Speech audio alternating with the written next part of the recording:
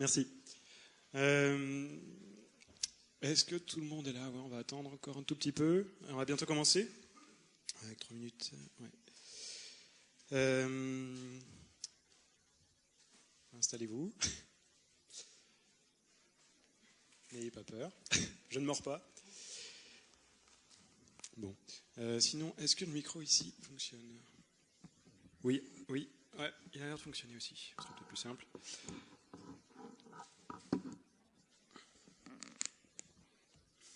Moi j'ai. Mais le monsieur là-bas.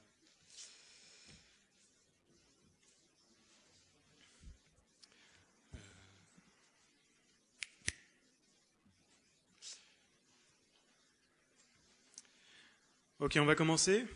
Vous m'entendez bien tous jusqu'au fond? Oui, merci. Alors je vais vous parler donc de performance web et de pourquoi les optimiser pour le mobile et pour le desktop. Et tout d'abord une définition, donc les performances. Ouais, je vais prendre celui-là. Les performances web, c'est principalement la mesure du temps de chargement, enfin c'est une définition, mesure du temps de chargement des sites, côté client, et puis des outils et des techniques pour les améliorer. Pourquoi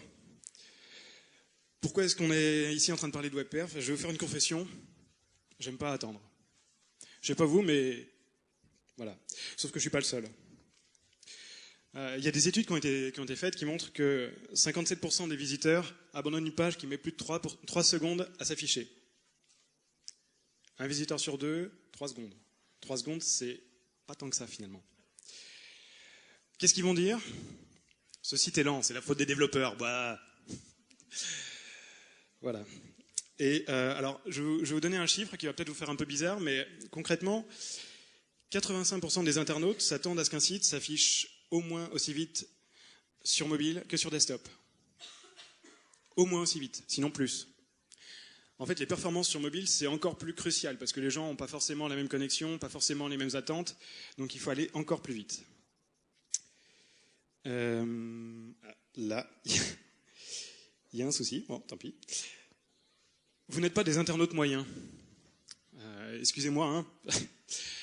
Généralement, j'imagine... Combien parmi vous sont plutôt tech, plutôt développeurs? Ouais, ok, beaucoup de bras. À peu près tout le monde. Quand vous êtes sur Internet, vous êtes avec une machine récente, avec une très bonne connexion, un navigateur à jour, et surtout vous avez les connaissances techniques. Donc pour vous, vous connectez à un site en 3G, vous savez que ça ne sera pas forcément aussi rapide qu'en fibre. Sauf que le Kidam, dans la rue, pas forcément. Voilà. Et un site lent, c'est un site qui va créer du stress. Et ça fait que les visiteurs vont être stressés, vont être anxieux et inattentifs quand ils vont arriver sur le site. C'est quand même dommage. Hein, on a réussi à faire venir les gens sur le site et on se retrouve avec des gens qui sont stressés. Pas très très bon. Et même, il y a le phénomène phone rage. C'est 4% des gens qui ont été interrogés qui ont avoué oui, j'ai déjà jeté mon téléphone par terre de frustration parce que le site était trop lent.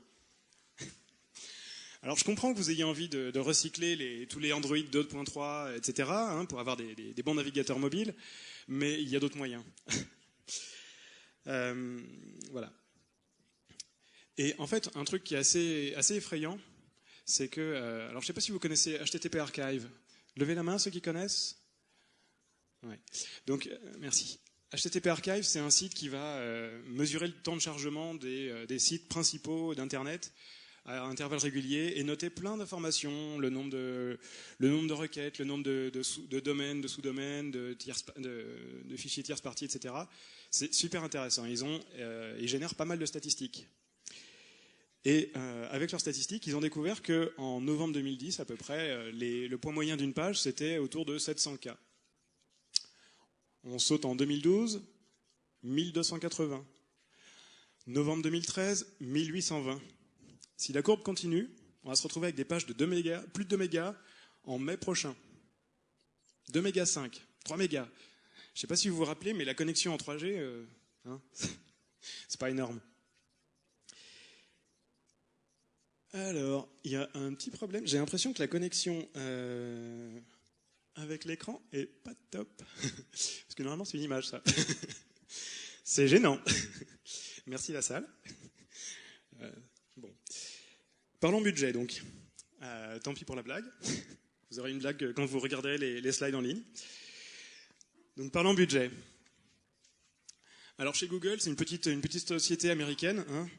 Ils ont découvert que ralentir la page des résultats de recherche de 250 millisecondes, ça provoquait 25% de recherche en moins. C'est-à-dire que les gens qui venaient sur le site avec une requête, si c'était long à répondre, finalement ils cherchaient moins de temps ils passaient moins de temps à chercher sur le site. Voilà. Et ce qui est très important aussi, c'est que pendant 6 mois après que ces gens-là aient eu des résultats ralentis, ils ont continué à avoir un comportement de « Ah non, chez Google c'est lent, j'y vais moins, je fais moins de recherche ». Donc ça leur a coûté pas mal, et ça leur a coûté même après à la fin du test. Donc ça c'est un peu embêtant. Chez Amazon, une autre petite société américaine, ils ont découvert que 100 millisecondes de plus au chargement de la page, c'était 1% de vente en moins. Quand on fait de la vente en ligne et uniquement de la vente en ligne, c'est quand même un peu gênant de faire moins de ventes à cause d'un phénomène aussi bête. Shopzilla, qui est un site pareil américain de vente. Alors ils avaient une page ils ont commencé à 7 secondes le temps de chargement de la page principale, donc c'était quand même pas énorme, pas génial. Ils sont passés à 2 secondes. Donc ils ont retiré 5 secondes, ils ont réussi à retirer 5 secondes sur le temps de chargement de leur page, ce qui est assez énorme. Et derrière, ils ont découvert qu'ils pouvaient débrancher la moitié des serveurs. Ce qui est pas mal. Je pense que si vous avez un sysadmin et que vous lui dites je te mets la moitié de tes serveurs, je rends la moitié de tes serveurs inutiles, il va vous faire des bisous. Alors Netflix, encore une petite société américaine. Je sais pas si levez la main ceux qui connaissent Netflix. Je vous fais travailler. Ok, la moitié de la salle. Chez Netflix, donc c'est une société qui, alors à la base, ils envoyaient des DVD par la poste. Et puis après, Internet est arrivé, donc ils ont fait du streaming et tout ça. Aujourd'hui, ils vont sur les sites de peer-to-peer et ils regardent un peu les séries qui se sont téléchargées avant d'aller dire bon bah celle-là, elle est beaucoup téléchargée, on va la proposer en streaming. Et donc ils ont activé la compression et ils ont réduit de 43% le trafic sortant. C'est un petit gain intéressant quand même. Juste, sachez-le, Netflix le soir, c'est 1/3 du trafic US. 1/3. Je ne sais pas si vous imaginez le nombre de gigas de données qui transfèrent tous les soirs. C'est de la folie pure. Quand j'ai vu la statistique, j'ai halluciné. Voilà. Donc avec tous ces chiffres, quand on vous dit « ouais, mais le budget WebPerf, on n'en a pas », dites-vous que entre l'augmentation des revenus, parce qu'on fait plus de ventes, et la réduction des coûts matériels, et finalement, on l'a le budget WebPerf. Donc la prochaine fois qu'on vous dit ouais, il faut faire le budget du nouveau projet, vous allez mettre un budget pour le design, parce qu'il faut quand même que ça ait une bonne gueule. Ensuite, le développement, parce que si on fait que livrer des PSD, on ne va pas aller bien loin. Ensuite, il va falloir faire de l'optimisation pour le référencement, l'achat de trafic, etc., acheter des mots-clés pour faire venir les gens. Sauf que si les gens ils partent de Google et ils arrivent sur un site qui met 10 secondes à s'afficher, bah c'est dommage, tous les budgets que vous avez dépensés avant, ils ne servent plus à rien. Dommage. Donc mettez la WebPerf au budget. Ensuite, il va falloir donc mesurer. La première étape, c'est de mesurer, de toute façon. Donc on va mesurer avec des outils tels que PageSpeed, tels que Whiteslow. Les deux sont disponibles en extension pour Firebug, si vous utilisez Firefox. Sinon, il y a des outils dans Chrome DevTools, Safari, etc. Opera également. PageSpeed est également disponible il y a un site, PageSpeed Insights, qui permet de faire à peu près la même chose. Vous lui donnez une URL, il vous renvoie pas mal d'informations sur la qualité du site. Vous avez également WebPageTest et MobiTest. Le premier, c'est pareil, vous lui donnez une URL et il va vous sortir en fait un diagnostic du site avec énormément d'informations, notamment une capture vidéo qui permet de voir le chargement progressivement en fait. Vous pouvez même faire une comparaison entre deux sites. Mettons, vous avez votre site et celui du concurrent. Vous me rentrez les deux URL, vous lui dites capture-moi une vidéo du chargement des deux sites en parallèle et vous voyez lequel répond. S'il y en a un qui se charge en 1 seconde et c'est le concurrent, ça peut être intéressant à dire. Mobitest, ce sera un peu la même chose, mais c'est pour les mobiles spécifiquement. Voilà, ça va vous donner pas mal d'informations. Le Real User Monitoring. Ici, en fait, on va vous demander de regarder les performances au niveau des clients. Alors, quand vous faites avec Web Page Test un chargement du site, c'est sur un serveur quelque part dans un coin. Concrètement, ce n'est pas forcément les performances réellement constatées par vos visiteurs. Donc, le Real User Monitoring, c'est vérifier en enregistrant les métriques directement chez les clients, dans leur navigateur, et en les renvoyant au serveur. L'intérêt, c'est que vous allez avoir, le mec qui est en 3G sur son mobile, il met tant de temps à afficher tel site, telle page, pourquoi. Enfin, vous allez vraiment avoir des informations très pertinentes. Donc, voilà. Alors, vous avez de la chance, c'est déjà dans Google Analytics. Les données sont un peu farfelues des fois, malheureusement. Mais si vous regardez, vous avez déjà de l'existant en fait, parce que Google Analytics a ajouté la fonctionnalité il y a déjà longtemps et permet d'avoir ces chiffres avec, disons, pas mal de temps de recul. Ça, c'est intéressant. Sinon, vous avez Boomerang.js qui est fourni par Yahoo et qui fait à peu près la même chose, qui est un tout petit script que vous pouvez rajouter dans vos pages et vous lui dites mesure-moi le temps avant que telle chose s'affiche, le temps que telle fonctionnalité soit disponible, etc. Donc c'est pas mal pour avoir quelque chose de plus fin, plus adapté à votre service. Et ces scripts-là utilisent navigation.timing, qui est une nouvelle API qui est disponible dans les navigateurs modernes. Et cette API très très riche va permettre d'avoir les informations sur tout le chargement. Alors là, ça paraît très, très compliqué. Concrètement, Boomerang permet de s'affranchir de tout ça. Mais voilà, cette API permet vraiment de savoir tout, en fait, entre le moment où la personne clique sur le lien et le moment où elle arrive où la page commence à s'afficher. Ça permet de savoir le temps passé sur les requêtes DNS, parce que ça, on n'y aura pas accès sinon autrement. Voilà, c'est très intéressant. Et surtout, quand on mesure, il faut pouvoir automatiser et comparer. Alors, je ne vais pas vous présenter les outils pour ça. Damien, juste après, va présenter peut-être plus les outils et techniques de la WebPerf. Mais sachez qu'il faut quand même pouvoir automatiser, faire régulièrement remonter les métriques pour pouvoir vérifier que, la mise en prod de vendredi, finalement, on a tout cassé et pendant le week-end, les chiffres se sont énormément dégradés. C'est dommage de ne pas le savoir. Pour améliorer maintenant, la WebPerf, il faut l'améliorer. Concrètement, c'est de l'amélioration en continu. On va essayer de toujours optimiser le temps de chargement du site. Et la première chose à faire, c'est d'envoyer moins de données. Internet, c'est comme un gros tuyau par lequel vous essayez d'envoyer votre site le plus rapidement possible. Et le tuyau, vous n'avez pas la maîtrise dessus, vous ne pouvez pas l'augmenter. Il y a des pilules bleues pour ça, mais non, c'est pas... Non. Concrètement, donc, vous allez devoir envoyer moins de données. Pour ça, on va prioriser aussi. On va envoyer les données les plus importantes en premier. Et les plus importantes, c'est d'abord le contenu. Le contenu, donc le HTML, c'est la chose qu'il faut envoyer en premier. Il faut envoyer aussi la présentation, parce que une fois que vous avez le HTML, le navigateur, il ne va rien faire tant qu'il n'a pas reçu les CSS. Donc ça, c'est pareil, ça va bloquer. Vous aurez un écran blanc tant que la CSS ne sera pas chargée en plus du HTML. Et ensuite, vous avez le JavaScript. Donc vous allez commencer par envoyer le HTML, ensuite le navigateur va récupérer la CSS et ensuite le JavaScript. Donc ça fait quand même beaucoup d'étapes, même si le HTML est très court, si vous avez une énorme CSS derrière ou des images lourdes et du JS en pagaille, ça va faire des soucis. Bon.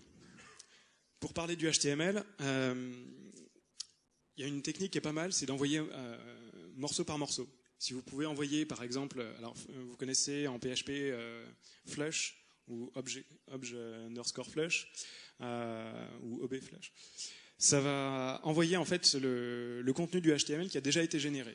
Parce que dans votre page, vous allez générer le head, etc. À un moment, vous arrivez sur une fonctionnalité qui peut être, par exemple, les résultats d'un moteur de recherche, et ça peut prendre du temps. S'il y a une grosse requête bien lourde SQL derrière, ça vaut le coup d'envoyer déjà le head en tout premier. Si ça a été calculé en 10 millisecondes, vous l'envoyez au client, Dans le head, il y a les liens vers les CSS. Le navigateur peut commencer à télécharger les liens vers les CSS pendant que vous continuez à faire le traitement de SQL derrière. Donc ça permet d'accélérer énormément le chargement des pages. C'est à tester. Optimiser la base de données, ça c'est pareil, si vous avez des gros traitements SQL qui génèrent le HTML, ça vaut le coup des fois d'optimiser la base de données et d'utiliser un cache statique côté serveur. Donc je pense que vous connaissez tous comment on fait. La présentation, donc ça c'est l'étape des CSS. Ce que je vous disais, tant que le navigateur n'a que le HTML, il n'affiche rien du tout. C'est dommage.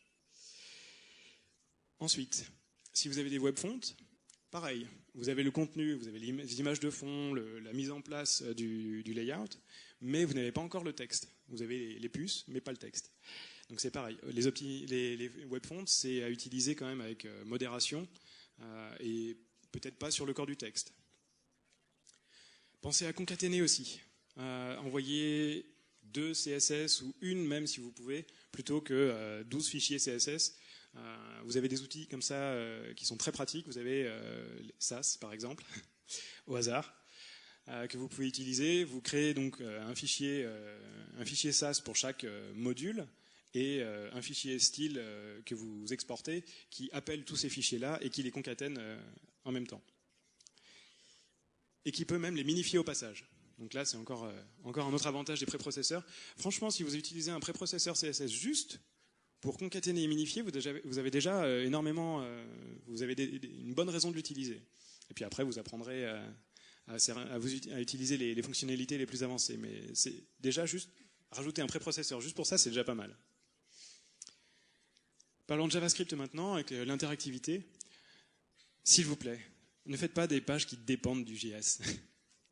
Je sais qu'il y en a beaucoup maintenant. Il y a même un Tumblr qui fait la liste de tous les sites où, quand on affiche le site sans JavaScript, on n'a rien du tout. Ça s'appelle sci.tumblr.com. Sachez que JavaScript bloque le parseur HTML. Quand le navigateur revoit du JavaScript, il va bloquer tout le parsing du HTML qui suit. Il va rien faire. Il va attendre les bras croisés que le JavaScript soit téléchargé, puis interprété. Parce que si jamais, quelque part dans le JavaScript, il y a un document.write, ça va modifier la structure du HTML qui suit. Donc ça, c'est vraiment, vraiment mauvais. Donc le mieux, c'est quand même d'ajouter le JavaScript, si possible de manière asynchrone ou traité plus tard. Donc pour ça, il y a les attributs async et defer. Il y a aussi des librairies, head.js, etc., qui vont gérer ça. Et surtout, faites attention aux widgets externes et aux régies publicitaires. Vous avez peut-être un code parfait, mais si vous incluez une régie publicitaire qui fait du document.write de partout, des iframes dans tous les sens, vous allez tuer les web perfs de votre page. Les widgets aussi peuvent rajouter énormément de requêtes, et si vous les ajoutez, mettons, on vous dit il faut que ce soit juste en haut de l'article, donc très gentiment vous faites ça, vous l'ajoutez juste en haut de l'article, et du coup vous avez 50 requêtes qui partent au milieu de votre page avant le contenu principal. Donc ça peut ralentir énormément le temps d'affichage. Je parle un peu vite, j'espère que vous arrivez à suivre quand même. Alors voilà. Il y a un truc qui est pas mal pour décider de comment mettre, dans quel ordre mettre les choses en place, c'est de faire un tableau avec la complexité d'un côté et la valeur de l'autre. Et concrètement, si on coupe ce tableau en 4, on a 4 zones. Alors vous voyez, si la complexité est faible et que la valeur est forte, on fonce. Si la complexité est forte mais que la valeur est forte aussi, là ça vaut le coup quand même de mettre au planning. Si la complexité est faible mais que la valeur aussi, on va étudier, pourquoi pas. Et si par contre c'est très complexe à mettre en place et que ça n'a pas une grande valeur ajoutée, là, peut-être réfléchir. Donc, ça peut être intéressant de planifier sur n'importe quel projet, hein, de décider où est-ce qu'on met à quoi correspond une fonctionnalité. Voilà. Donc on va mettre différentes techniques web perf dans ce tableau. Tout d'abord, le cadran en bas à droite, faible complexité et forte valeur. On a activé la compression zip. Ça se fait en 3 lignes. Il y a peu de problèmes de rétrocompatibilité. Vous avez le code sur HTML5. J'ai un trou. Vous avez le code dans le htaccess de différents projets. Boilerplate, voilà, merci. Voilà, donc ça c'est vraiment très très facile à faire. Si possible, mettez-le carrément dans la configuration du serveur, comme ça vous l'avez sur tous les sites qui sont servis. Pareil, les entêtes de cache à configurer, c'est très rapide, ça marche très très bien. Alors, toujours une faible complexité si vous utilisez des préprocesseurs ou Grunt, comme l'a montré Corinne Schillinger juste avant. Vous pouvez minifier et concaténer les CSS et les JavaScript. Ça, c'est très très bien. Et c'est pareil, ça fait gagner pas mal de temps. Généralement, c'est pas trop complexe à mettre en place. Toujours, si vous utilisez un préprocesseur, vous pouvez mettre les images en inline. Avec Compass, c'est aussi simple que de remplacer background image par image inline et le chemin de l'image. Et ça marche très bien, c'est compatible IE8 et plus, et tous les autres navigateurs. Ça, c'est vraiment dommage de s'en passer. Alors, sur les fortes complexités, mais fortes valeurs, essayez de mettre le JavaScript en fin de body, de concaténer CSS et JS. Alors, je le mets là parce que c'est un petit peu plus complexe si vous avez différents modules et que vous combinez différentes choses suivant les pages. Mais voilà, si vous pouvez le faire, c'est quand même très intéressant. Optimiser les images. Récemment, je discutais avec quelqu'un, je lui disais, je crois que sur ton site, tu pourrais un petit peu optimiser les images parce que elles sont pas grandes et pourtant elles prennent un poids énorme. Et effectivement, il récupérait une image qui était recadrée, recoupée par un service et externe, et l'image faisait 70K, on l'a passée dans Image Optim, elle est sortie à 7K, divisé par 10. C'était une petite image. Voilà. Donc les images, il y a souvent moyen de nettoyer beaucoup de choses, que ce soit des métadonnées, que ce soit des compressions qui ne sont pas exactement idéales. Voilà. Alors c'est un petit peu complexe à mettre en place si vous voulez que ce soit automatisé et que par exemple dès qu'un administrateur va poster quelque chose, si c'est un WordPress par exemple, qui va ajouter une image pour que ce soit optimisé automatiquement. Sinon, voilà. Mais ça vaut vraiment le coup parce que les images, ça représente énormément c'est une proportion, c'est à peu près 2/3 du poids des pages en général. Optimiser les boutons de partage. Donc ce que je vous disais, les widgets, Twitter, LinkedIn, etc. C'est pareil, ça prend énormément de poids. Vaut mieux les optimiser. Et alors, la faible complexité, faible valeur. Utiliser des sprites, pour l'instant c'est encore d'actualité. Peut-être que dans quelques années on n'utilisera plus cette technique, mais ça permet de combiner plusieurs images. Ça dépend de si les images changent beaucoup, changent souvent, mais bon. Éliminer les 404. De temps en temps, dans une CSS, on se retrouve avec des images qui sont appelées, qui sont plus disponibles. C'est dommage parce que ça fait des requêtes en trop. Autant les éviter. Et les redirections. Si vous pouvez éviter les redirections aussi, c'est pareil, ça prend du temps. De serveur à serveur, ça peut même provoquer une requête DNS. Enfin, c'est assez long. Alors, forte complexité, faible valeur. J'ai mis optimiser les webfonts. Si jamais vous utilisez des webfonts et que dans cette typographie, dans ce fichier, il y a les caractères cyrilliques et que votre site est entièrement en français, peut-être que c'est dommage d'envoyer tout ce jeu de caractères. Il y a des outils en ligne qui permettent de le faire, c'est un petit peu plus compliqué. Vous pouvez aussi utiliser un CDN. Content Delivery Network, c'est un service qui va vous permettre de servir les fichiers statiques au plus proche de l'utilisateur. Donc voilà. Alors, si vous allez chez Akamai, ils vont vous dire c'est 10 000 € par mois, donc peut-être pas pour tout le site. Mais par contre, vous avez des fichiers jQuery, les principales librairies et frameworks, les fichiers sont disponibles en CDN grâce à Google, Yahoo, etc. Donc ça, c'est un petit plus. Par contre, voilà, c'est une requête DNS en plus, donc ça dépend. Faut voir. Si vous avez plus d'optimisation à faire, ça peut être une optimisation. Également, si votre site est en SSL, vous pouvez essayer d'optimiser les certificats TLS, parce que des fois, ça peut devenir très très très très long et être découpé en plusieurs paquets TCP. Donc là, c'est un peu dommage. Vous avez le temps de latence qui est très très fort au début. C'est à éviter. Pour récapituler, la WebPerf, commencez par déjà l'ajouter au budget. Donc il faut convaincre tout le monde dans le projet que c'est indispensable. Il faut la mesurer, avoir des chiffres, pouvoir les comparer dans le temps pour dire là on s'est amélioré, on a réussi à raccourcir le temps de chargement des pages et on a réussi à faire en sorte que les visiteurs passent plus de temps sur le site et regardent plus de pages à chaque fois. Et puis l'améliorer. C'est de l'amélioration continue, il faut continuer à itérer, avancer là-dessus. Et alors je vous conseille aussi de vous informer, parce que si ça vous intéresse, il y a pas mal d'informations disponibles sur Internet. Et concrètement, la WebPerf, ça change régulièrement. Il y a des règles qui ne bougent pas depuis longtemps, mais il y a quand même des choses. Par exemple, je ne sais pas si vous connaissez SPDY, le nouveau protocole qui veut remplacer HTTP 1.1. Ça vous dit quelque chose ? Ouais. Ça va rendre pas mal d'optimisations obsolètes, finalement. Les image inline, les sprites, tout ça, ce sera plus autant d'actualité. Mais il n'y a pas encore tous les navigateurs qui le supportent, donc c'est pas encore utile. Mais concrètement, vous avez le support, par exemple, des images inline qui est devenu possible avec IE8 et plus. Ça, c'était pas le cas il y a 2 ans, on va dire. Donc c'est des choses qui vont vraiment évoluer rapidement. Donc l'ajouter au budget, la mesurer, l'améliorer, s'informer. Et avec un peu de chance, votre site se chargera super vite. Alors, je vous ai mis les sources, je ne vous demande pas de recopier, toute la présentation sera en ligne sous peu. Voilà, à l'adresse qui suit, au QR code, et je vais poster le lien sur mon fil Twitter.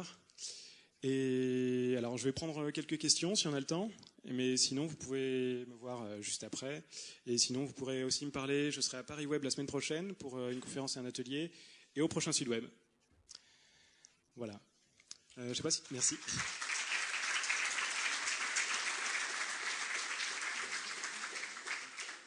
Je sais pas si on a le temps pour des questions. Ouais. Deux questions. Est-ce que vous avez des questions? Oui.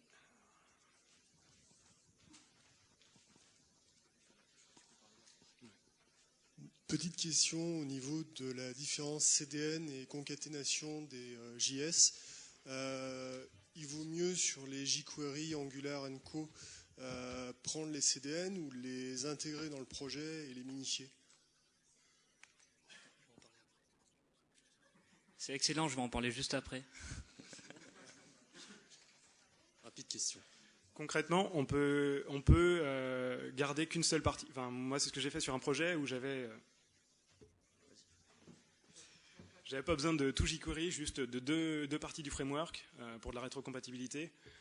Du coup, il y a des outils pour construire un jQuery en prenant juste les éléments dont on a besoin. Du coup, ça permettait de diviser par 2 la taille du framework. Et dans ces cas-là, ça vaut le coup. Est-ce que vous avez d'autres questions? Oui. On parlait des CDN tout à l'heure, j'aimerais avoir votre avis justement. Est-ce que ça vaut vraiment le coup quand on a un site français, qu'on est chez un hébergeur tel que chez OVH, est-ce que ça vaut vraiment le coup de faire une requête DNS en plus et se mettre sur un CDN plutôt que de se les livrer de chez nous directement, les fichiers? Si on est sur du multilingue, ok, mais si on reste tout en France, quoi, et que nos visiteurs sont uniquement français. Alors, l'avantage d'un CDN, c'est que un certain nombre vont aussi rajouter de l'optimisation au passage. Donc, ils vont faire automatiquement la minification, concaténation, CSS, JavaScript, etc. Donc, ça peut être... Si on le fait nous-mêmes, tout ça. Mais si vous le faites déjà... Le CDN n'a pas d'intérêt si on livre tout chez nous. Enfin, c'est à étudier. De toute façon, je pense que ça dépend du budget aussi. Le CDN, ça peut chiffrer très très fort. Oui, donc c'est à voir en fonction de votre budget. Si vous avez vraiment des temps de chargement qui bénéficieraient d'un CDN, voilà, si vous êtes déjà en dessous de la seconde, je dirais là, c'est plus spécialement... Puis ça dépend aussi du type de contenu. Si vous avez des images, des choses qui sont très très lourdes, et que le seul moyen d'accélérer, c'est de les rapprocher du client final, à ce moment-là, oui, le CDN sera utile. Une dernière petite question.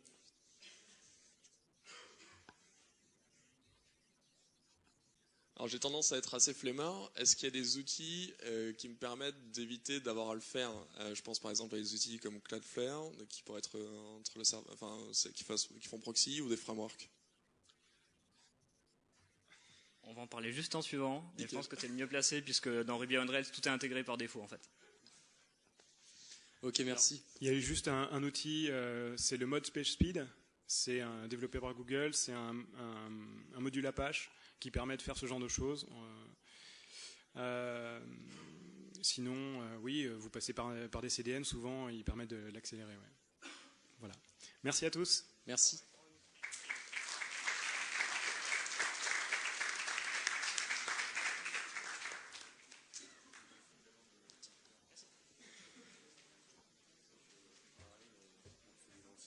Ça marche. Ça va être manger le chrono qui démarre pas. Merci. Bonjour à tous, écoutez, c'est parfait. Merci Gulven de cette introduction. Donc le but c'était qu'on fasse en deux parties, qui est une partie un peu plus théorique, avec des exemples réels. Moi je vais vous montrer en fait une timeline, un exemple d'optimisation réelle, donc avec des vrais poids de fichiers pour que vous voyez en fait l'intérêt de toutes les étapes, minification, concaténation, compression, step by step. Okay. Donc, je m'appelle Damien, voilà, je suis CTO de Geeksters, je suis prof dans une école à Bordeaux et j'ai fait Hashtag Battle avec Ami qui est là, on peut en parler après si vous voulez. Pour les développeurs, on ouvre une API en bêta, donc n'hésitez pas à venir nous voir. Voilà. Ok, aujourd'hui on va parler uniquement de front-end, uniquement de le back-end, de l'optimisation back-end avec le cache distribué, etc. Ça ne sera pas trop notre sujet, mais uniquement du front, mais vous allez voir que le back-end peut faire plein de bisous au front, comme Gulven l'a dit, puisqu'on peut alléger beaucoup de charges, donc c'est entièrement compatible. Ma première solution, c'était de faire du flat design pour les performances, parce que tout le monde sait que c'est des carrés avec des typos, qu'il n'y a pas d'image, mais ça n'a pas marché. Donc, c'était assez frustrant pour moi, comme expérience, de vouloir optimiser un site. Et aujourd'hui, le contexte, il faut que je vous raconte un truc, en fait, juste avant de commencer, je pense. C'est que, bon, je suis de Bordeaux, je suis aussi espagnol, je cumule un peu. J'étais en Espagne au début d'année, chez ma tante. Et en fait, le Wi-Fi de l'hôtel était une vraie horreur, mais vraiment catastrophique. Ça marchait nickel et tout, mais c'était une horreur. Donc vous imaginez dans une salle avec 20 personnes, Roberto au fond de la pièce avec son iPad, moi en train d'essayer de loader mon article de Feedly, mon dernier article, par miracle au bout d'une minute, en train de faire ma veille. Et là, il y a un génie qui fait « Eh Roberto, que esto no funciona !» Et le mec débranche le Wi-Fi, quoi. J'arrête ça toute la semaine. Incroyable, quoi. J'en pouvais plus. Juste parce que ma page se loadait pas, quoi. Juste parce que je voyais le texte, mais que la typo était pas loadée, et que je pouvais pas lire mon truc, quoi. Une horreur. À partir de ce moment-là, j'ai dit, bon, ok, on va commencer à développer, mais quand on est en développement, c'est des optimisations non visibles. Quand on est sur notre poste, on a des machines surpuissantes, on a de la fibre, et surtout on est en localhost. Donc on voit absolument rien des optimisations qu'on fait. C'est pour ça que je me suis dit, on va reprendre qu'est-ce qu'une page web, et on va voir une timeline, une vraie timeline, en fait, step by step, et on va voir ensemble comment tout ça, on va le réduire. Vous voyez l'objectif en bas, là, en jaune? C'est notre DOM ready. On va arriver à cet objectif. Et moi, je m'étais fixé d'arriver à peu près à ça. Vous allez voir qu'on peut y arriver. Le schéma, je pense qu'il est très clair. On load d'abord le HTML, le CSS, des images, du JavaScript. Ok, à la fin, on va dire que c'est une timeline classique. On va travailler sur chaque point pour arriver à ce résultat-là. Okay. Le plan, c'est de travailler sur les images, concaténation, minification, compression, versionning, loader en asynchrone, les boutons de partage par exemple, on en a parlé juste tout à l'heure, et quelques petits extras. Ok, donc concrètement, le choix des images, première chose, Gulven en a parlé à l'instant, c'est très lourd. Il faut faire un bon choix de format. Est-ce que vous voulez utiliser du PNG 8 bits, 24 bits, JPEG, préférez peut-être le JPEG pour les photos de background, etc. Donc réfléchissez à ça. Servir la bonne taille, évidemment. On l'a déjà dit, je ne vais pas rentrer dans le détail dedans, mais évidemment, l'image sera plus grande. Et essayez de définir, si vous le pouvez, la hauteur et la largeur sur la balise image. Puisqu'en fait, ça permet au navigateur de déjà savoir quelle est la taille du bloc et de ne pas réfléchir par rapport à la taille de l'image pour avoir la bonne taille du bloc. Vous voyez, c'est le paint en fait, c'est le flow de la page quand il est en train de se dérouler dans le navigateur. Si vous pouvez faire ça, c'est pas mal. Ça va optimiser un tout petit peu les performances. Passez à Image Optim pour alléger, évidemment. Et si possible, pas d'image. Ça coule de source. Si on peut utiliser une typo ou du SVG, on essaie au minimum d'utiliser les images. Okay. Donc, exemple réel. Image Optim, je pose une image de 100 kilooctets, okay, 96 exactement. J'ai sauvegardé, là j'ai sauvé 50% du poids, c'est énorme. 50%, là, ça fait 40 KO. Est-ce que quelqu'un sait combien pèse jQuery? Qui dit que jQuery pèse plus de 100 kilooctets compressés? Plus de 50? Plus de 30? Ok, c'est pas mal. Donc jQuery pèse 37 kilos, ok, compressé. Donc tous les arguments, vous savez, on entend beaucoup, oui, mais j'ai pas envie de loader jQuery sur ma page parce que c'est trop lourd, je préfère faire du JS moi-même, etc., etc. Avec une image optimisée, j'ai déjà sauvé un jQuery et demi. Donc réfléchissez à 2 fois avant de ne pas inclure jQuery. jQuery n'est pas du tout ni une perte de temps, ni une perte de taille, ni une perte de performance. C'est uniquement psychologique. Parce que si on regarde les résultats réels, vous pouvez optimiser 1000 choses sur votre page avant de ne pas inclure jQuery. Voilà. C'était une petite anecdote même. Donc, notre timeline aujourd'hui, elle est là. En optimisant les images, je vais passer à ça. Okay. Donc, j'ai travaillé sur le point qui est en violet. Donc, j'ai rapetissé la taille des blocs bleus. Première optimisation. Deuxième optimisation, je vais passer sur un autre sujet, CSS et JavaScript. Donc, la concaténation, c'est excellent parce qu'il y avait une conférence juste avant sur Grunt. Ceux qui étaient à la conférence sur Grunt, ça va leur paraître familier. Mais j'utilise un outil qui s'appelle Grunt, qui est en fait du pré-processing côté développement pour les assets. C'est un nom barbare, c'est juste une aide pour nous aider à concaténer, minifier et gérer les assets. Et j'utilise SAS pour le CSS pour pouvoir concaténer et les minifier. Okay. Donc je ne vais pas revenir en détail sur ces outils, on peut en parler après si vous voulez sans problème, mais c'est nos 2 seuls outils. Donc la concaténation, concept rapide, j'ai 3 fichiers, je le concatène en un seul. Okay. Je passe de 160, donc ça c'est un cas réel, hein, sur un site qui a du vrai CSS, assez lourd. Je ne voulais pas vous montrer la page parce que c'est pas important, mais juste les tailles des fichiers. On passe de 160, parce que la page est super moche, mais de 160 kilooctets à 111. Pas mal, juste pour une concaténation. Donc on améliore notre flow de ça à ça. C'est assez subtil parce qu'il n'y a pas beaucoup d'écart, mais nos fichiers verts, il n'y a plus qu'un seul fichier vert dans les entêtes, et il n'y a plus que 2 fichiers JavaScript au lieu de 4, par exemple. C'est un exemple. On pourrait faire autrement. Mais ça, c'est un exemple de concaténation. Surtout, c'est que j'ai enlevé des requêtes. Tous les espaces blancs que vous avez au milieu, ce sont des requêtes. Et donc forcément, un temps de latence, un ping, et sur le mobile, on sait vraiment que c'est important. Donc minifiez absolument ce temps-là. Donc ça, c'était après la concaténation. Ensuite, minification, donc c'est un pipe. Une fois que j'ai mes fichiers concaténés, je vais devoir les réduire. Donc dans SAS, j'ai juste à changer le format de.put, et dans Grunt, je vais utiliser un contrib uglifié. Et on peut dire merci aux brackets, puisque c'est grâce à ça, c'est parce qu'on a des langages non indentés, non sensibles à l'indentation, qu'on peut compresser. Donc, pour une fois qu'il y a un bon usage des accolades, c'est pas mal. Ça passe de ça à ça. On est de 111 kilooctets à 88, donc on commence à descendre. Je reprends toujours la timeline d'avant, ok. Notre timeline juste avant la minification. La timeline juste après, donc là encore c'est subtil, on a juste travaillé sur la taille des blocs verts et jaunes, donc du CSS et du JavaScript. Et ensuite, ok, je continue mon pipe, à la fin je vais vous montrer le récapitulatif, mais c'est tout un pipe en fait. À la fin je vais les compresser, c'est-à-dire qu'avant de les servir au client, donc le tuyau internet n'est pas très grand, Google va nous l'expliquer, c'est par la compression qu'on va pouvoir prendre moins de place, juste dans le tuyau, puisque après le navigateur et le serveur, pour lui c'est complètement transparent. Pourquoi est-ce qu'on utilise ça? Parce que le texte se compresse extrêmement bien, c'est très facile à compresser, les algorithmes sont très performants, et c'est disponible à peu près partout. Aujourd'hui, on est sur du UE8+, donc il n'y a pas de problème. Exemple concret, 88 KO, on passe à 16, et c'est là que le gain s'effectue, donc faites très attention à la compression, allez-y, si c'est la première chose que vous devez faire, commencez par celle-là, parce que là on a un gain vraiment énorme. Et comment ça se passe au niveau du navigateur, enfin au niveau de la communication et de la mise en place de la compression? Le client est à gauche, il fait une requête au serveur, il va envoyer, en fait chaque navigateur va envoyer une en-tête, et il va dire en fait au serveur, bon j'accepte le gzip, le deflate et d'autres algorithmes de compression, et le serveur va récupérer donc avec le nom du fichier évidemment, il va gzipper lui-même le fichier, générer un point .gz qui est invisible pour vous, vous pouvez aller le voir si vous voulez, mais c'est pas utile, et lui va renvoyer le résultat en fait au client, en disant voilà, je t'ai envoyé un fichier gzippé et je te spécifie dans l'entête que c'est content encoding gzip, c'est-à-dire que il faut que toi tu le traites comme du gzip. Donc il faut que tu le dézippes pour après l'exécuter. Okay. Voilà très simplement, la configuration Apache et Nginx tient à peu près 5 lignes. Je ne l'ai pas mis là, mais c'est très facile à faire. Comment on check? Comment on est sûr que la compression est bien activée? on regarde en fait, donc j'utilise Chrome pour développer. Je pense que je vous encourage à utiliser Chrome pour les outils de développement qui sont très puissants, très bien faits. Le contenu que vous voyez au-dessus, en fait, en noir, c'est le contenu de la taille du fichier qui est passé dans le tuyau. Donc c'est la taille vraiment de la requête. Et la taille du fichier qui est en dessous, 88, c'est la taille du fichier réel. Donc là, vous avez le ratio compression sur taille du fichier. Si vous voulez checker que c'est bien gzip, vous avez toujours ce ratio qui est positif. Vous avez toujours un chiffre plus petit en haut, en fait.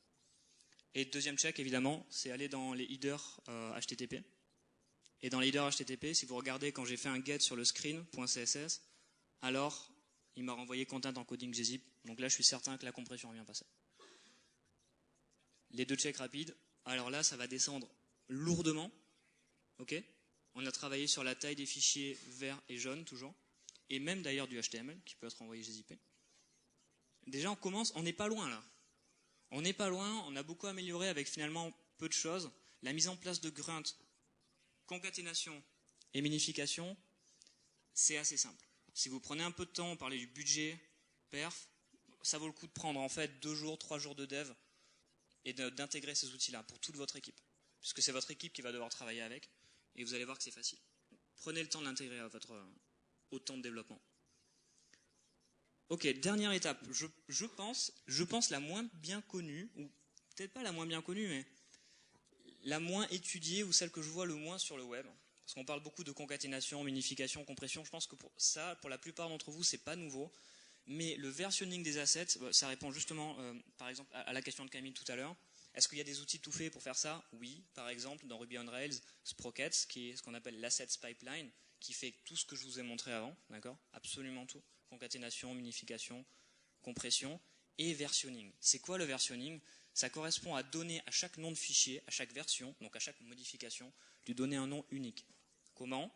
Le plus simple, c'est par MD5, c'est-à-dire que chaque fichier a une signature basée sur son contenu, donc on peut en fait générer un MD5 à chaque version, grâce à Grunt ou à Sprocket. Quelle est la méthode? Quel est l'objectif? C'est de ne pas get des assets que j'ai déjà téléchargés dans la page d'avant. Pourquoi est-ce que je devrais retélécharger le CSS et le JS alors que je viens de naviguer sur le même site, la page d'avant? Il n'y a aucune raison, le CSS n'a pas changé. Donc le but, c'est d'éviter les requêtes complètement. La base, c'est de renommer le fichier et d'ajouter un cache maximal sur le fichier. Alors juste un détail sur le cache maximal, le 15 millions, donc c'est en secondes, d'accord, c'est une en-tête HTTP, c'est en secondes. Là, ça correspond à 6 mois, d'accord, de cache. Il est recommandé de mettre moins d'1 an, d'accord. Si vous mettez des en-têtes de plus d'1 an, il y a des navigateurs qui peuvent mal l'interpréter ou qui ne sont pas super confiants. Voilà, c'est ça. Ok, donc si ça dépasse la taille maximum, Google me dit que ça retombe à 0, donc ça annule l'effet. Donc moi j'aime bien mettre 6 mois, je pense que 6 mois c'est correct, et que je pense que dans les 6 mois à venir, vous allez de toute manière faire des modifications. L'idée c'est de faire ça parce qu'une fois que le premier asset, donc quand je dis asset, c'est JavaScript, CSS et image, ou font, quand il est récupéré, le navigateur va récupérer le fichier et le mettre en cache pour 6 mois. Et le truc, c'est de se dire, oui, mais si je fais une nouvelle version et que je veux la distribuer, il faut que j'attende 6 mois. Non, absolument pas. Le but, c'est que comme le fichier a un nom unique à la fin, il a un MD5, alors, quand je vais faire une nouvelle version, le MD5 aura changé. Donc, l'autre fichier qui était dans le cache, on s'en fiche. Ça sera la nouvelle version qui sera mise dans le cache, etc., etc. Donc ça, c'est le versionning. C'est pour éviter, en fait, les cas comme ça un peu débiles. Salut, j'ai uploadé les modifs. Le boss qui dit quoi? Je vois rien, j'ai toujours l'ancienne version. Pourquoi? Parce que vous avez du mal gérer les entêtes HTTP du cache, donc il a toujours l'ancienne version ou quoi que ce soit. Et voilà, et tout ça à cause de l'iPad de Bob, alors que ça n'a rien à voir. C'est juste vous qui avez mal géré le cache. Ça n'a absolument rien à voir avec le matériel, ça n'a rien à voir avec la 3G, ça n'a rien à voir. Ce sont des excuses entre nous. On est entre développeurs, on peut se comprend. Mais on va arrêter ce truc-là. Maintenant, on va passer à un niveau où en plus que ça marche bien et que les versions soient à jour tout le temps, ça marche vite. C'est la faute du cache, on est d'accord. C'est toujours le proxy, les trucs, c'est free, c'est tout le monde, mais c'est pas moi. Donc on va éviter ces scénarios. Comment ça se passe? Le versionning, très simple. On prend le fichier, donc par exemple une lib que j'ai minifié. Le fichier lib, imaginez que ça peut être votre fichier à vous final, core. Moi j'aime bien faire 2 fichiers dans les projets. À la fin de tout mon pipe, j'ai 2 fichiers. J'ai core.min.js, donc core c'est la concaténation de tous mes fichiers core de mon app, et j'ai un lib.min.js qui correspond en fait à la concaténation des librairies que j'utilise. Okay, donc pourquoi ces 2 fichiers? Parce qu'il y en a un qui change souvent et l'autre qui ne change pas souvent. L'intérêt, c'est que le lib, c'est rare qu'on change de librairie dans un projet, on est d'accord, les plugins ne changent pas vraiment tous les jours. Donc on peut se permettre de prendre tous les plugins, les mettre dans un fichier, à part, qu'on va versionner, qui va être mis en cache de manière infinie pour les utilisateurs. Et moi, j'ai mon fichier core.js qui, lui, va être sur une itération journalière, ou enfin, peu importe. Donc le pipe, c'est, je prends ce fichier, je calcule sur MD5, je génère, je le copie et je le renomme. Il n'y a pas de calcul scientifique.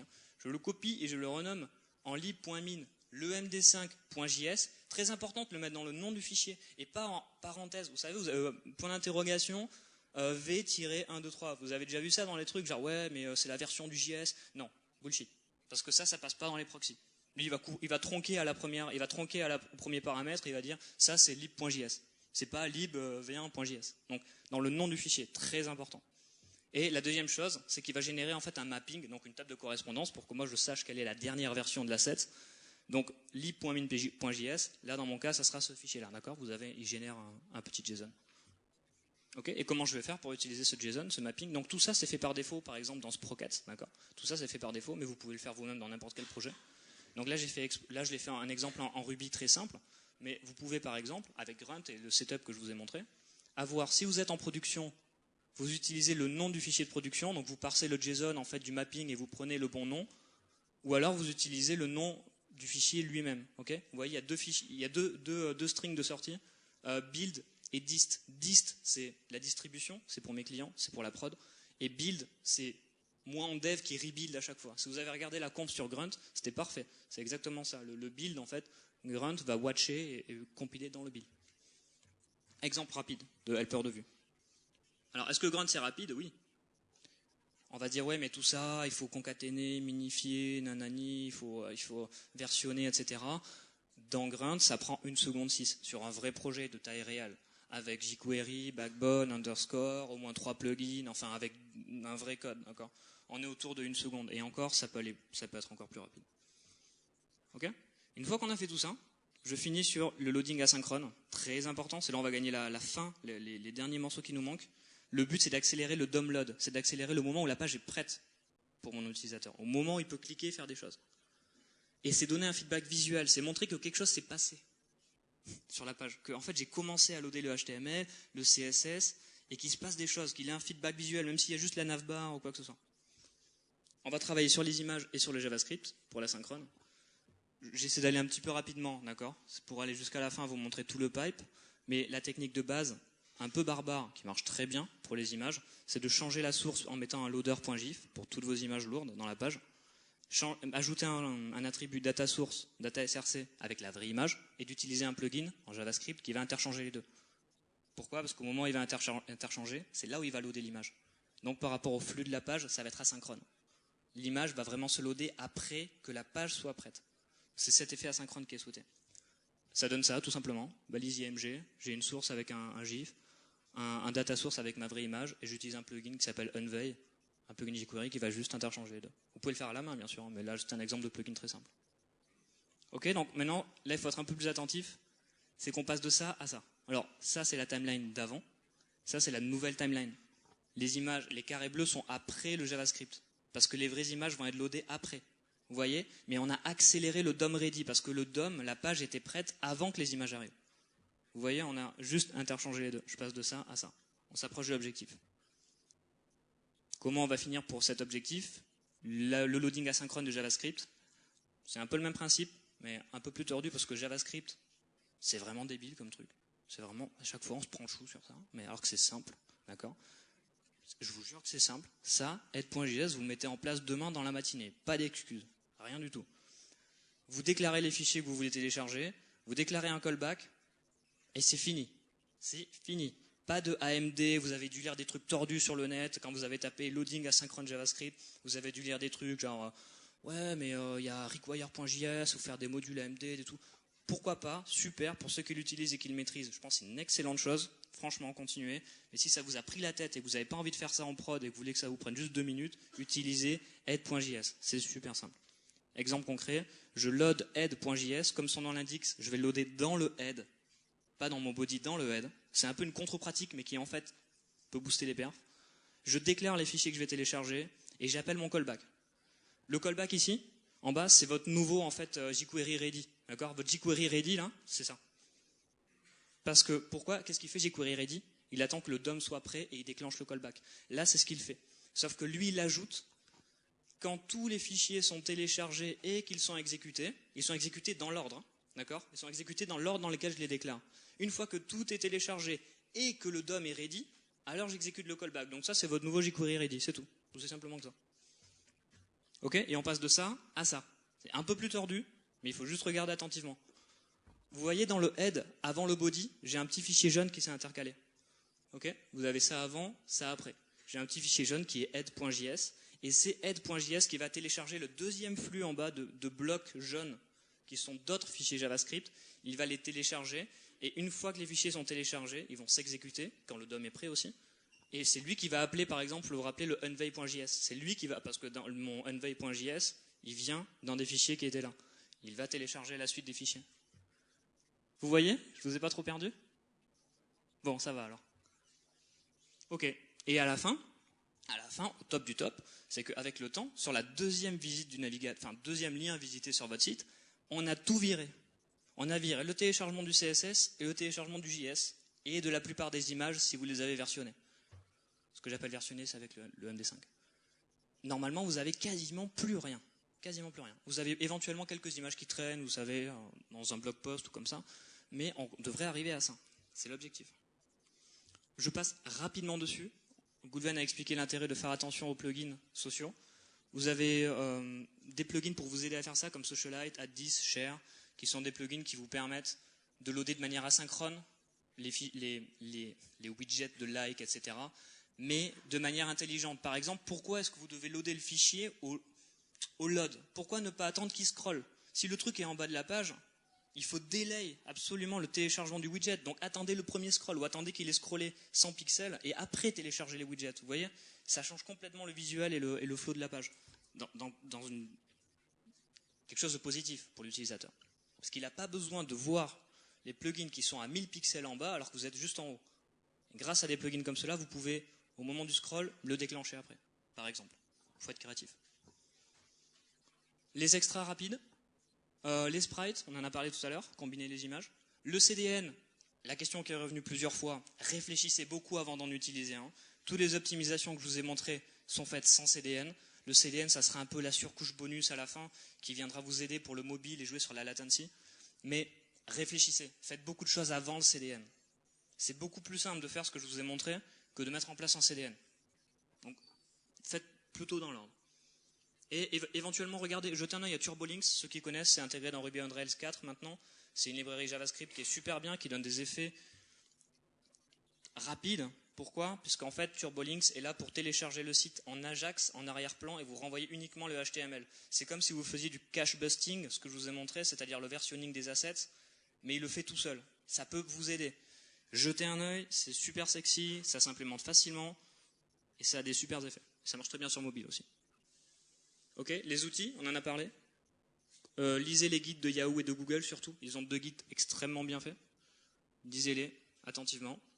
Et enfin, voilà ce récapitulatif du pipe complet, on va dire, de ce qu'on vient de voir.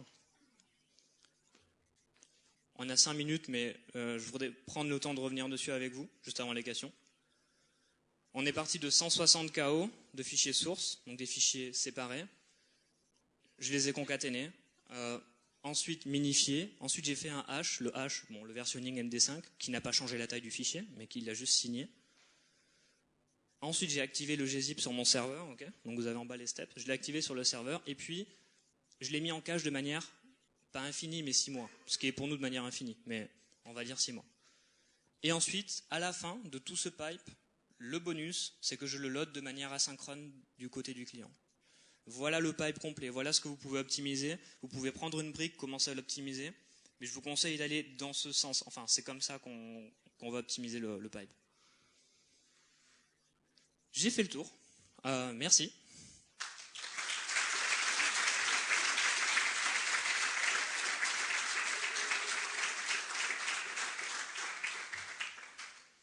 Je crois qu'on a encore 3-4 minutes, donc allez-y. C'est la fin de la journée. Est-ce que vous avez des questions pour Damien? 1, 2. Juste une petite question par rapport à l'exemple du PNG que tu as donné au début là, avec ImageOptim. C'était un PNG qui avait déjà été exporté pour le web via Photoshop ou c'était exporté en brut Bonne question. Je crois, je sais plus exactement, je crois qu'il avait été exporté de Photoshop, il me semble. Il me semble qu'il avait été exporté en web de Photoshop. Ça paraît énorme, 50%. Je pense que, pour être sûr, s'il sortait de Photoshop, j'aurais pu gagner plutôt 10%, pas 50%. Parce que déjà, Photoshop, en exportant, optimise quelques trucs, enlève quelques infos. En mais fait, je suis pas certain, je pourrais regarder. Ouais, via Photoshop, c'est ça. Il y a soit enregistré en PNG, soit exporté pour le web qui compresse déjà. Et c'était justement savoir par rapport à... ImageOptim ira encore plus loin, ça c'est sûr. Ouais, okay. On gagnera toujours un peu. Genre 10%, 8%, mais toujours un peu. Ouais, toujours bon à prendre. Okay, toujours merci. Bon à prendre. La deuxième, c'était... je viendrai après. Quelle est la différence entre Edge.js et Lab.js? Je pense que c'est à peu près les mêmes. Lab.js doit faire un peu plus de choses, il me semble, de mémoire. D'accord, donc c'est le même fonctionnement. C'est le même principe. D'accord, ok. C'est le même principe. D'accord. T'as pas parlé d'AppCache. Est-ce que c'est un parti pris ou t'es contre? Pardon, de AppCache. Excellente question. Et d'ailleurs, j'ai eu une expérience assez désastreuse sur du mobile récemment, sur du AppCache. Donc, juste pour rappeler qu'est-ce que AppCache, c'est un manifeste qu'on déclare en tant que fichier statique, qu'on déclare dans l'entête du HTML de notre page pour dire que les fichiers en fait doivent être mis en cache offline dans notre application. Ça, c'est AppCache, c'est du HTML5, c'est assez récent. Les navigateurs ont quelques problèmes, l'implémentent des fois de manière bizarre. Il y a eu des problèmes du TF8 aussi, j'ai vu des trucs bizarres dans le parsing du fichier. Je suis un peu contre, pour la simple raison que si le cache busting est bien mis en place de manière propre, comme je l'ai montré, on n'a pas besoin de AppCache. Puisque en fait, au premier get, tout va être mis en cache de manière en fait infinie, enfin 6 mois ou plus. Et donc, on n'a plus besoin du app manifest, puisque tout est déjà en cache. Donc, je suis un peu contre, juste, il faut attendre, je pense. Merci. Est-ce que vous avez d'autres questions pour Damien? Oui. Il y a du succès. Moi, je voudrais revenir sur le unveil.js. Oui. J'en ai déjà parlé, j'ai déjà posé la question. Le fait de mettre dans la source de l'image un GIF, un loader en GIF, et donc d'interchanger avec le data source en JavaScript. Si tu n'as pas de JavaScript sur ta page, tu fais quoi? Alors si tu n'as pas de JavaScript, tu n'as pas les images. La méthode que je vous ai montrée, je vous l'ai dit, elle est hardcore. D'accord, c'est la méthode où si vous avez vraiment des problèmes d'image, d'accord, faites-le genre Pinterest, des trucs comme ça, et ils utilisent ce genre de méthode parce qu'ils vont loader peut-être 12 images, 16, 18, et ça continue à se loader en fait. Donc c'est hardcore. Je vous recommande pas trop de l'utiliser tout le temps. C'était juste un exemple de comment en fait j'intervertis le loading du JS avec les images. Mais en termes de SEO, en termes de flux utilisateur, c'est pas non plus super. Faites attention. C'est la réponse. Si je peux juste ajouter, ce qu'on peut faire, c'est pour que la page fonctionne sans JS, mettons les 5 premières images, vous mettez le SRC normal, et les suivantes, vous mettez le data SRC, et s'il n'y a pas JS, vous avez un lien qui permet de demander au serveur de renvoyer la page avec toutes les images dans le HTML. C'est un moindre mal. Ouais, bonne méthode. Et pour compléter aussi la réponse sur AppCache, je vous conseille, je ne sais pas si vous avez été à Paris Web l'an dernier ou je ne sais plus quand, il y avait une présentation justement sur AppCache. Concrètement, c'est un bazooka pour se tirer dans le pied. C'est juste horrible à utiliser. Les gars, ils avaient bossé dessus pour Lanyard. C'était une horreur sans nom. Concrètement, il suffit qu'il y ait une 404 pour que aucun fichier ne soit enregistré. Il suffit que vous mettiez un cache sur le manifeste lui-même et vous n'avez plus moyen de dire que quoi que ce soit a changé. Donc la personne qui a le manifeste en cache, du coup, aura toujours la même version du site. La personne revient sur le site, le manifeste lui dit les fichiers ont changé. Le navigateur va quand même utiliser les anciens fichiers, ensuite télécharger en arrière-plan les nouveaux, et donc il va falloir 2 visites pour que la personne ait la nouvelle version. En fait, c'est super mal pensé. Voilà. Donc concrètement, c'est pas prêt. Il y a une réflexion sur comment faire mieux aujourd'hui, mais c'est pas encore disponible. Le seul intérêt d'AppCache, c'est si vous avez vraiment un site, par exemple, avec du JavaScript qui permet de faire un traitement dans la page. Là, c'est intéressant parce qu'effectivement, vous pouvez vous allumez votre smartphone, vous êtes dans le métro, 6 pieds sous terre, et vous n'avez pas du tout de réseau, mais le téléphone a gardé l'application en local, et vous pouvez quand même travailler dessus. Là, c'est intéressant. Mais comment ? Voilà, pas d'offline sans app cache. Donc c'est vrai que pour être totalement offline, c'est super pratique. Mais c'est hyper compliqué à mettre en place. Et je vous recommande vraiment d'aller regarder la vidéo sur app cache sur Paris Web. Elle est très très amusante en plus. Juste pour finir, vous avez les slides disponibles, ceux-là, sur cette URL. Ok, j.mp/blindperf. Voilà, si vous voulez les revoir et revoir ce qu'il y avait dessus.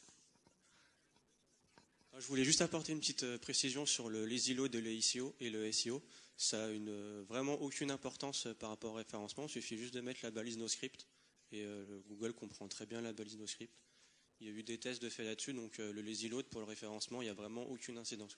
Il n'y a pas à avoir peur. Ok. Voilà. Par rapport au alt de l'image et à la source, il a pas envie non. Il suffit de mettre dans une balise NoScript juste en dessous. Okay. Une balise NoScript avec le SRC, le alt qu'on voulait. Et puis voilà. Merci. Merci beaucoup.